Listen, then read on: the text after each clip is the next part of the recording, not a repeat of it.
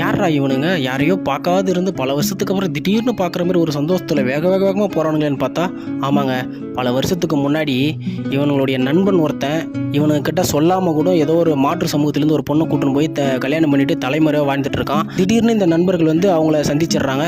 சந்தித்த உடனே போயிட்டு கட்டி பிடிச்சி எப்படா இருக்கா ஊன்னு பேசி அவனை கட்டி பிடிச்சி ஆற தழுவி இருக்காங்க. அந்த நண்பனும் நண்பர்களை பார்க்காம இருந்த அந்த ஒரு ஏக்கம் இவனை கட்டி பிடிச்சி வாங்க நண்பர்களை சாப்பிட போகலான்னு சொல்லிட்டு அவனும் கூப்பிட்றான். கட் பண்ணால் இவனுடைய சட்டைப்புறம் ஒரு ரத்தம், கையில் பார்த்தா அருவா, மூஞ்சில் யாரையோ வெட்டன அந்த வெறி அப்படி இருக்குது. கட் பண்ணால் வீட்டுக்கு சாப்பிட கூட்ட அந்த நண்பனையும் அந்த நண்பனுடைய மனைவியும் தான் வெட்டியிருக்காங்க.